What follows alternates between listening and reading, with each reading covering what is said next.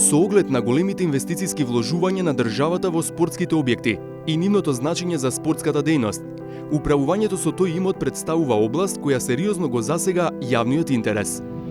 Истражувањето спроведено во општините Битола, Кичево, Куманово, Неготино, Струмица, Тетово, Чаир и Штип покажува дека спортските објекти се издаваат на користење на нетранспарентен начин.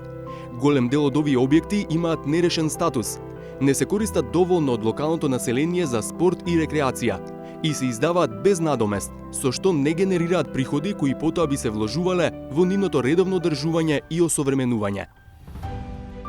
Поконкретно, општините не располагаат со 1/3 од објектите за спорт, бидејќи тие им се дадени на трајно користење, но со претходно склучени долгорочни договори со приватни фирми, од страна на јавното претпријатие за стопанисување со објекти за спорт во сопственост на Република Северна Македонија.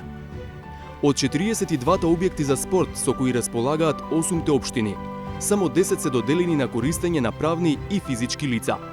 Училиштата во овие општини пак имаат 124 објекти за спорт, од кои за користење се издаваат само 46.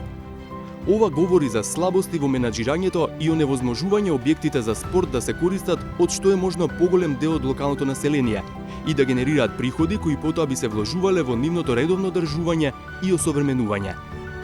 Имајќи го ова предвид, потребно е сите општини да усвојат интерни акти, со кои што прецизно би се уредила постапката за управување со објектите за спорт, како и нивното издавање на користење со цел во иднина да се намали можноста за волунтаристичко постапување, неправилности и корупција. Воедно, општините треба да ја унапредат отчетноста во однос на тоа кој ги користи објектите за спорт и под кои услови, и да се преземаат мерки за обезбедување пристап до објектите и на што е можно поширок круг на граѓани.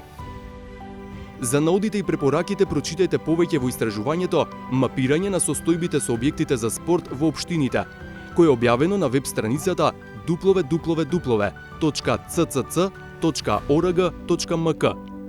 Истражувањето е спроведено од страна на Центарот за граѓански комуникации заедно со 8 здруженија на граѓани на локално ниво, во рамките на проектот Заштита од корупција, што се спроведува со финансиска помош од Амбасадата на Кралството Холандија во Скопје.